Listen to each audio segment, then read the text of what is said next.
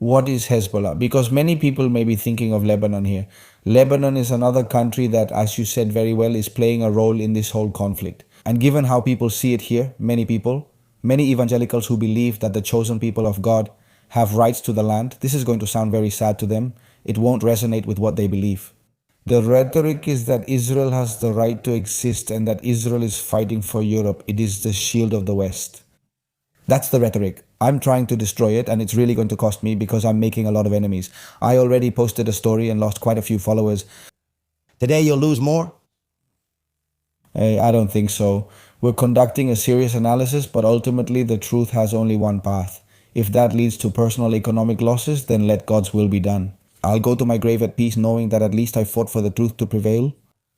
How does Israel interact? How does it get along with its main neighbors? The West Bank, Syria, Lebanon.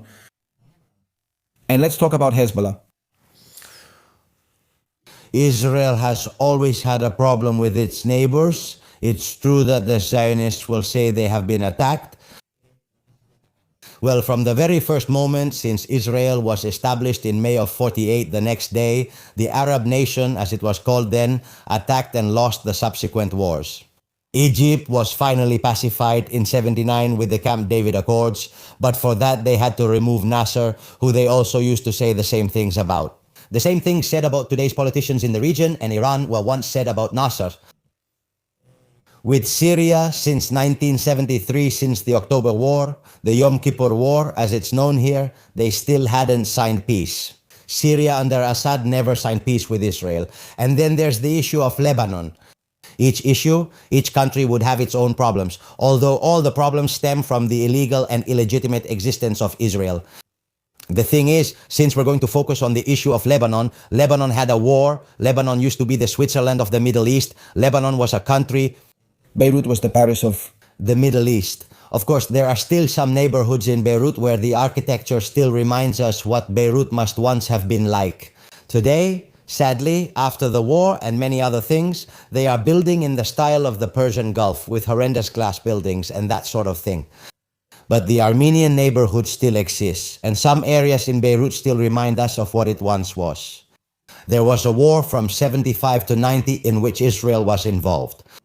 It reached Beirut, and in the heat of this war, in 1982, Hezbollah was created. Hezbollah was created by Iran under Iran's direction. A movement was formed out of earlier groups, such as the Lebanese Amal Party, and out of the Shia population. People still think that Lebanon's majority population is Christian, Maronite, who follow the Eastern Rite but are under the authority of Rome, but that's not the case anymore. The largest minority in Lebanon is the Shia. And that's been the case for a long time, maybe since the 1980s. This entire Shia minority forms a political bloc between Amal and Hezbollah, which is a political party that has its own militias. And some might ask, why does a political party have militias? And that's what in Europe is known as a terrorist group. Well, it's that all the political parties in in Lebanon at that time had militias. The Syrian Social Nationalist Party, the Maronites, had their own militias. They had several militias in that regard. The Kataib had the Lebanese phalanges, they had their military wing. And Hezbollah did too. What happens is that after this war ended in 1990, peace was agreed upon in the Saudi Arabian city of Taif, and Hezbollah did not accept demilitarization. They did not accept demilitarization because they knew that future Israeli attacks on Lebanon would occur. And they created a political party and a welfare branch. Not many people know the true value that Hezbollah has in welfare matters.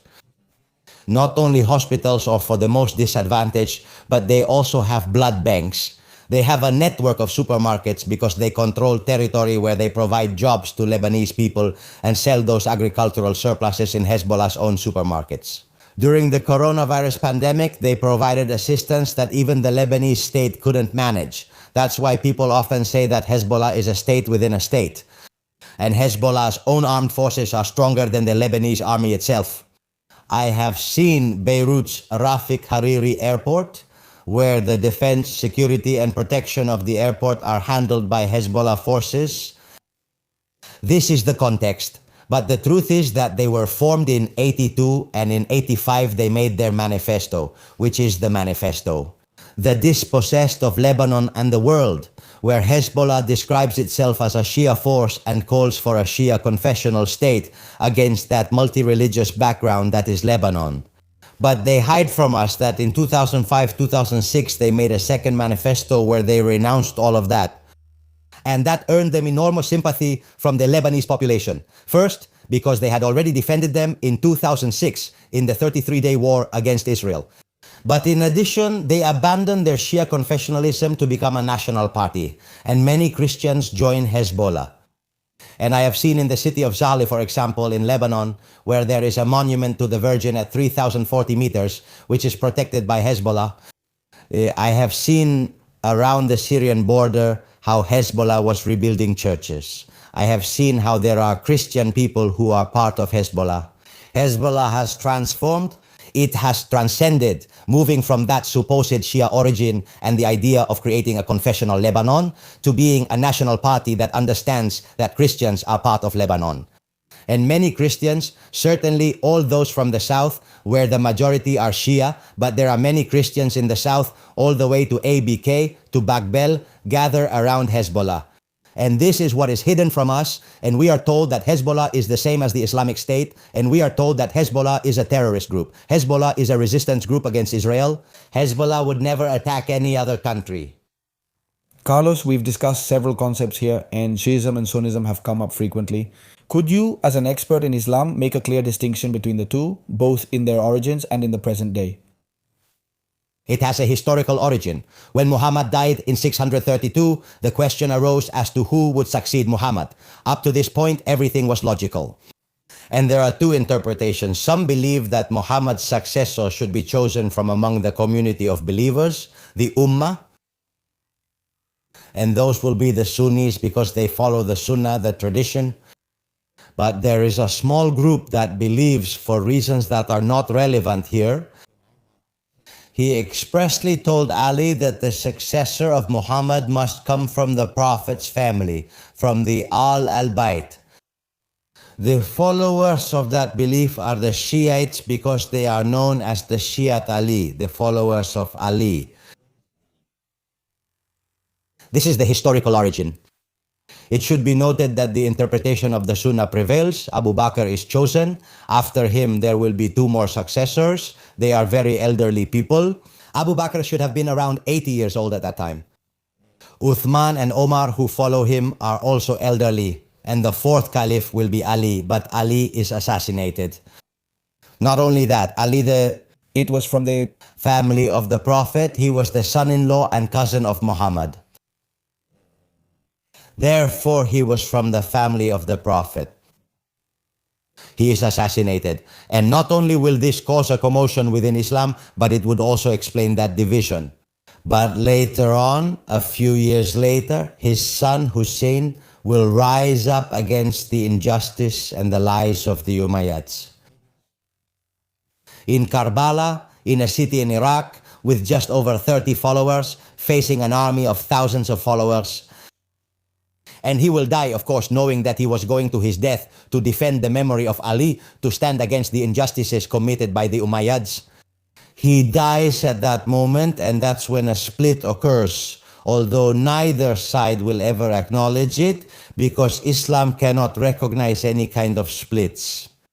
From that point on, in practice, the difference between Shiism and Sunnism will emerge. Those followers of Ali and Hussein will create the first Quranic school, the Jafari school. Later, the other Sunni interpretations would come, and these followers will develop their own theological corpus. In this way, they create a proto-religious hierarchy. Why? Because they understand that while the Sunnis simply appeal to reading the Quran and let each person draw their own conclusions, the Shiites understand that there has to be a person who leads the community and explains the message of Islam to them. Similar to the Catholic Church in Christianity. Of course, similar. Or the Orthodox. Something similar.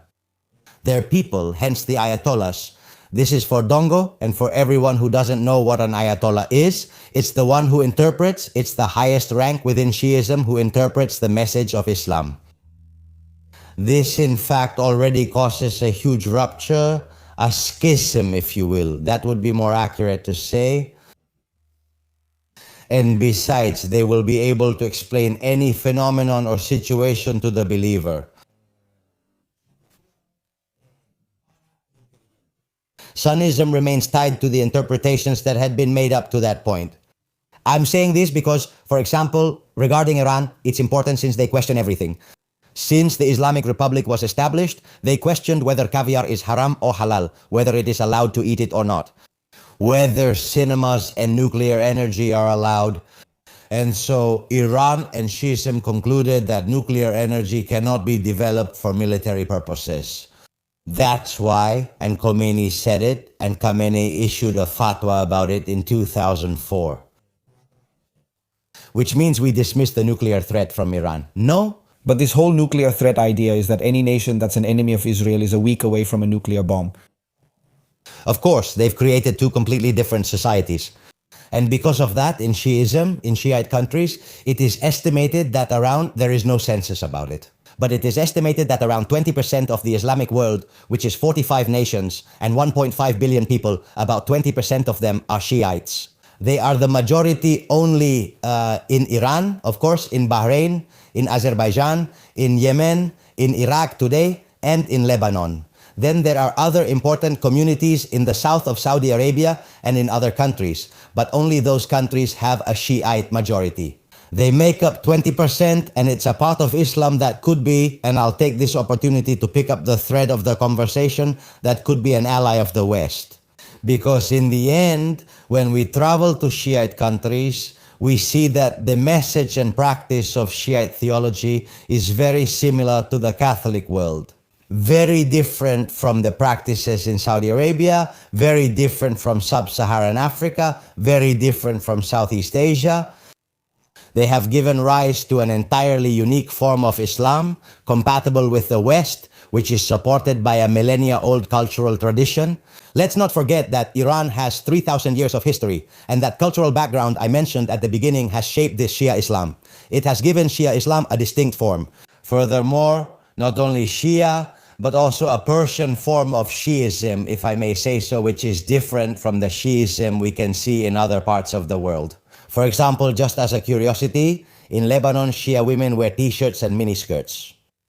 But this is not the case in Persian culture because they don't have that tradition of wearing these kinds of clothes. Or it's very different from the Shiism you can find in Yemen, completely different.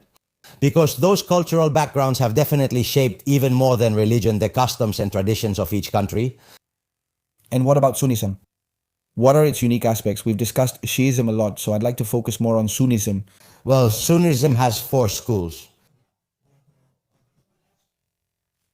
One of those schools, which we've already talked about before, the Hanbali school, develops mainly in Saudi Arabia and in some other areas of the Middle East. It gives rise to what we know as jihadism. Then there has been a great Maliki school in Africa, which leads to a rather strict form of Islam. Softer, much softer perhaps, is the Shafi'i Islam of Southeast Asia. And they have given theologically an Islam that allows each person, through reading the Quran, to adhere to that historical Islam preached by Muhammad. And what about his death? They have not evolved. Well, Shia Islam has evolved. This, for me, might be the main difference between Sunnism and Shiism, that Shia Islam has continued to explain historical developments, while Sunnism has not. But above all, regardless of the schools, we have, I insist, the cultural backgrounds. And so, Islam, in a country where it has not developed strong cultural roots, I'm talking, for example, about Sub-Saharan Africa, where practices like female circumcision, female genital mutilation are carried out. Those issues we see with marriages, child marriages, a series of things, the clothing, the burqa. In Afghanistan, a series of elements that were cultural, pre-Islamic, have continued to be maintained, but they are attributed to Islam. All those additions are used against Islam, but they are not Islamic. Rather, they come from an earlier tradition after the arrival of Islam, and Islam, in those cultural contexts, has allowed it. And that must be clearly distinguished, because if not, we will fall into the mistake of believing that the burqa is Islamic, that female genital mutilation is Islamic, that child marriage is Islamic, and none of that exists in Islam. Rather, there are countries with a Muslim majority with a null or non-existent cultural background. So, why do you claim that Shiism has the potential to be a great ally of the West, but you don't make the same claim about Sunnism? Well, first of all, because of geographical reasons. Geopolitically, we are never going to have a war with Iran. We've never had one because of the distance. Our interests and our problems are entirely distant, and we are not going to have any. And all the countries I've mentioned where Shiism is present, we're not going to have problems with Azerbaijan or with Lebanon. Very far away. They are very far away, and we're not going to have problems with them. But secondly, from a theological point of view, when their beliefs and practices are not so distant from Catholicism, look at the festival of Ashura. They even perform rituals, the most important Shia festival, in remembrance of the death of Hussein in Karbala. They have processions. Anyone who hears me will criticize what I'm about to say, but it's true. They have processions. They have things very similar to Holy Week, like how we celebrate Holy Week, moments of penance that are very similar. Our worldview is similar to Shiism when it comes to the matter of the end times. For them, there has to be a return. After Hussein, there continued to be caliphs, and the 12th one went into hiding. He disappeared. And they await the coming of that caliph, who is the Mahdi, who will come together with Jesus Christ to establish paradise on earth. Their defense of the figure of the Virgin Mary, their defense of Jesus himself, although they obviously do not recognize his divine nature, they do acknowledge a number of things about him that even Sunni Islam does not recognize. And with that, I'm also talking about Hezbollah, Ansar Allah in Yemen, and Iran, of course. They have a whole worldview very similar to that of the Catholic world. And even the practice of that religious phenomenology shows up in ways that recall Catholicism in Spain in the 1940s or 1950s. For example, life in Spain in the 1940s or 1950s is not very different from life in present-day Iran. There are undoubtedly elements that differentiate them, not drinking alcohol or any other distinctive feature. But the worldview of traditional Spain of the Catholic world is very similar to that of the current Shia world.